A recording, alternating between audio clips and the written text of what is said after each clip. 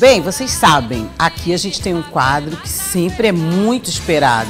Afinal, desde que nós começamos na batalha da defesa do consumidor, desde a Constituição, na verdade, que a gente luta, divulga e luta pelos nossos direitos e deveres. Aliás, é um dever do comunicador, do jornalista e do cidadão. Então agora vamos ao nosso quadro Direitos e Deveres.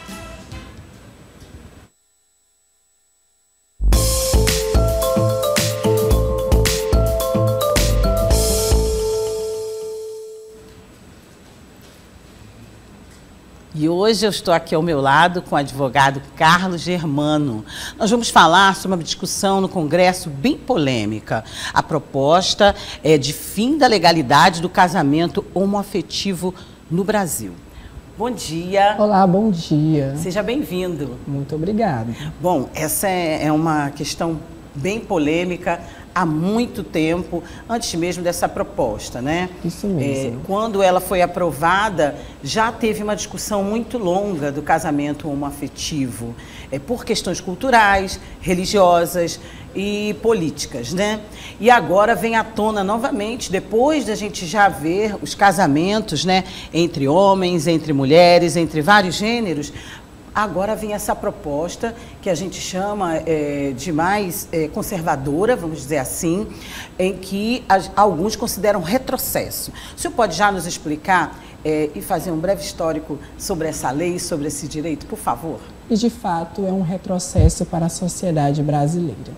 Esse projeto ele vinha desde 2007. O Legislativo ele não tinha aqui se manifestado ao longo do tempo. Nós tivemos em 2011 um passo muito importante dado pelo Supremo Tribunal Federal, que reconheceu e reafirmou a união homoafetiva como núcleo familiar. Ou seja, nós todos somos cidadãos e precisamos de respeito porque cumprimos obrigações e temos direitos. E aí, em 2023, nós tivemos essa PL 580, que de forma expressa proíbe a equiparação ao casamento e à união estável entre pessoas do mesmo sexo. Ao meu ver, é amplamente inconstitucional. É como se vamos criar dois países, das pessoas que são heterossexuais e outro país para as pessoas que compõem a comunidade LGBTQIA+, o que é inadmissível. Até porque a Constituição, lá no seu artigo 5º, assim menciona: todos são iguais perante a lei, sem distinção de qualquer natureza.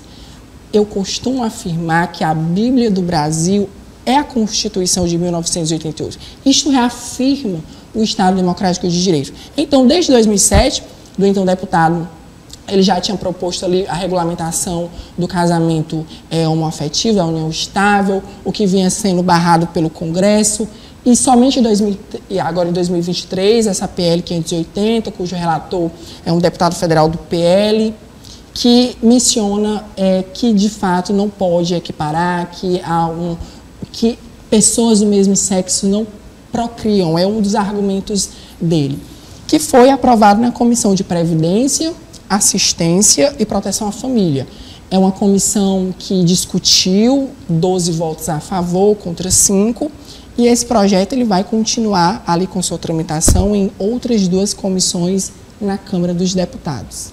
Bom, há uma questão muito política, a gente acompanha, sabe que é uma bancada que está defendendo o retorno a essa lei e talvez até a inconstitucionalidade. É uma bancada mais moralista, vamos dizer assim, mas tem o seu ideal, tem o seu propósito. Ninguém aqui é a favor daquela ou do político X ou Y. Infelizmente, no Brasil, o que falta é a gente analisar as coisas humanas, pela humanização e não pelos interesses políticos de cada partido ou de cada bloco de políticos que se afinam A ou B, esquerda ou direita, é disso que eu estou falando. Nesse caso, principalmente, eu acho uma falta de humanidade que não se analise o caso da forma que ele deve ser, com o direito constitucional e com um direito já adquirido. Me corrija se eu estiver errada, não é só a questão moral, mas é a questão do direito. Quando um casal homoafetivo, assim como um casal heterossexual, vive junto, eles também podem se separar e aí eles também têm seus direitos. Creio eu e me lembro que essa lei surgiu também muito mais por conta disso, porque as pessoas se uniam e como elas não tinham o direito legal, elas se separavam e o homem ou a mulher que se separava do seu par ficava sem o direito. Pode falar um pouco dessa questão também? Sim. Aqui, quando a gente vai falar dessa união, nós vamos abarcar vários setores do direito. Temos o direito civil, patrimonial e o direito previdenciário. É como se eu e o meu esposo nos separássemos e nós não tivéssemos acesso a um direito amplamente reconhecido a nós. É um direito pelo qual nós batalhamos para ter. Isso que fique bem claro. É algo que está sendo discutido, a revogação de direito pelo qual nós lutamos diariamente. O respeito deve ser algo inerente a uma sociedade civilizada. Respeito não se pede, exige-se, a partir do momento que o legislativo traz uma pauta de uma legislação que não quer colocar em prática direitos pelos quais foram conseguidos ao longo da história, é colocar a gente à margem da sociedade. Então, de fato, atinge o direito patrimonial, atinge o direito previdenciário e atinge principalmente, ao meu ver, o Estado democrático de direito. Democracia se faz e se reafirma com a participação de todos, não de um grupo A e não de um grupo B, até porque a Constituição não faz uma distinção entre homo ou hétero. Todos aqui que nascem são considerados brasileiros e a Constituição reafirma natos ou naturalizados. Somos detentores de direitos e esses direitos devem ser colocados em prática. Digo mais, o que me entristece é o nosso legislativo demorou tanto tempo para trazer esse assunto, porque desde 2007 a lei foi criada com esse intuito de regulamentar as relações. E para você ver que em 2023 o relator excluiu todo o texto original e aceitou somente o texto que não reconhece o casamento e a união estável entre pessoas. Estrategicamente, entre aspas, né? Para a gente informar bem, o projeto é relatado pelo deputado Pastor Eurico. Ele é do PL de Pernambuco e agora vai ser discutido na Comissão dos Direitos Humanos e da Constituição e Justiça. E, como o doutor Germano está falando aqui, o texto altera o Código Civil, acrescentando, dentre as categorias que, abre aspas, não podem se casar abre aspas, pessoas do mesmo sexo. Então, olha, durante a leitura, porque ele defende a tese, né, o relator, o congressista fez uma série de referências religiosas, aí é que eu acho que vem toda a confusão da defesa de um direito ou de um dever, ó. Ele fez uma série de referências religiosas, alegando que a união entre pessoas do mesmo sexo é considerada impedimento para admissão, abre aspas, no reino dos céus. Então, assim, eu acho que há muita confusão. A gente sabe, eu tenho meu time, eu tenho a minha religião, eu defendo a minha bandeira, o senhor também. Mas se nós somos congressistas, se nós somos deputados, se nós somos parlamentares, a gente não vai pegar por um viés pessoal. Você está defendendo a Constituição, está defendendo o direito de todos nós. E cada um de nós somos seres diferentes. Então, há que ser respeitado isso. Doutor, dentro do direito, já que a gente está falando aqui do direito, como é que o direito vê esse posicionamento parlamentar? Como deve ser essa defesa, tanto do relator como de quem é contra o que ele está propondo? O que faz o Brasil único é essa pluralidade. Isso a gente também vê no Congresso. Vamos seguir aqui o processo legislativo, né? Vamos agora para as comissões, Comissão de Constituição e Justiça, depois a Comissão das Minorias e Igualdade Racial, para ser deliberado na Casa para o plenário. Assim vai ao Senado e depois à sessão presidencial. Eu volto a reafirmar, o Supremo Tribunal Federal já tem um entendimento desde 2011 que o casamento entre pessoas do mesmo sexo é constitucional, que o núcleo familiar deve ser preservado, os direitos inerentes devem ser colocados à disposição. Então, na minha humilde opinião, eu acho muito difícil essa PL passar. Como a gente costuma falar popularmente. Até porque vai haver o controle preventivo realizado pela Câmara, pelo Senado e pelo próprio presidente da República, e posterior, se uma vez aprovado, que eu acho que vai ser um absurdo, algum dos legitimados da Constituição pode ingressar com uma ação de controle de constitucionalidade. E aí sim o Supremo Tribunal Federal deve invocar os direitos, principalmente o direito fundamental previsto lá no artigo 5º. que traz, como mencionei, a igualdade de todos os brasileiros. Isso que traz o deputado do PL é um viés muito político, que é um viés religioso, e volta a reafirmar: o Brasil é um Estado laico, não temos uma religião oficial, há pluralidade de religiões. E é, mais uma vez, que os nossos deputados entendam que a nossa Bíblia, que a nossa doutrina, que devem eles seguir para criar as leis, é a Constituição. Pelo menos para eles que são legisladores e para quem segue os direitos e os deveres que estão pontuados na Constituição. E não invocar, para quem vai ou deixar de entrar no reino do céu, já é uma jurisdição que não compete ao Brasil discutir. Isso é o que vai estar em questão. Então, esse é um processo legislativo bem complexo, mas quero deixar bem claro que essa proposta de lei não foi muito bem vista pela sociedade, até pelos direitos que nós já conquistamos ao longo da história. E houveram manifestações, respeitamos a opinião de todos, tá? Independente do que acreditam, inclusive na questão religiosa, que nesse ponto pega muito, né? E como o doutor disse, nosso Estado é laico, né? Então não estamos mais atrelados à igreja, a nenhum tipo de religião, né? É o que quer dizer.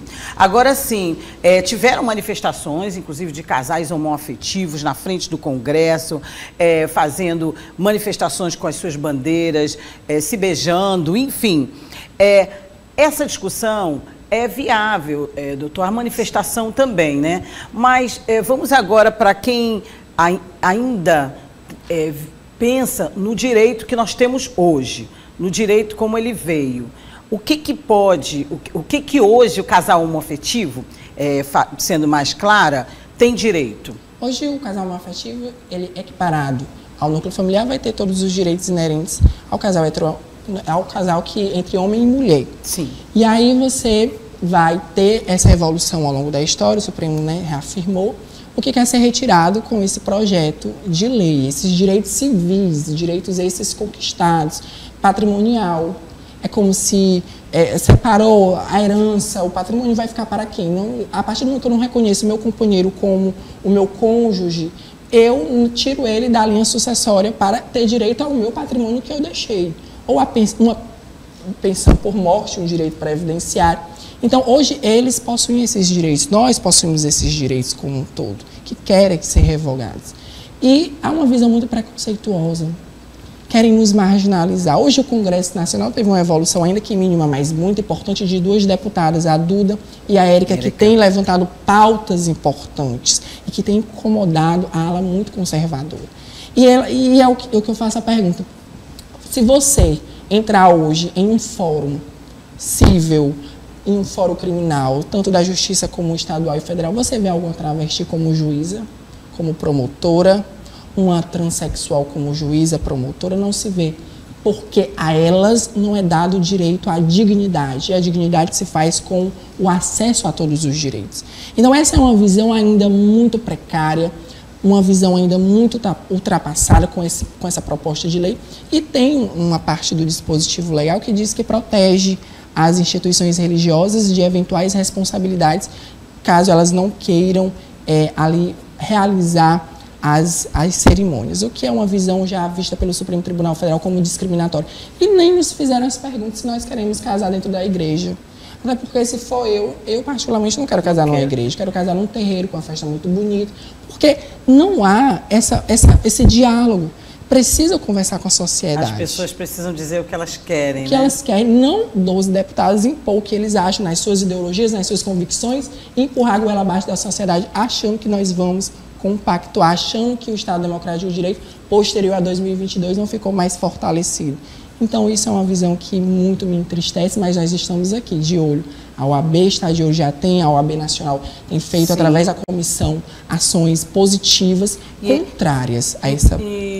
Só um parêntese aí, doutor, é uma tendência mundial, o direito civil, né? Não só a união homoafetiva, mas há outros direitos que nós temos, tanto em questões religiosas, a gente está vendo muito preconceito religioso, nós negros estamos debatendo muito, estamos ocupando nosso espaço também, e isso que o doutor Germano falou é muito importante. A gente tem que ver mais de todos os públicos LGBTQIA+, pretos e outras pessoas que se sentem à margem da sociedade sendo representadas nos seus espaços de poder. Então vai ser tão bom você ser atendido por um juiz, por uma médica, por um médico transexual, um professor preto, porque a nossa diversidade é assim, e a nossa história até agora está exigindo, clamando cada vez mais essa correção.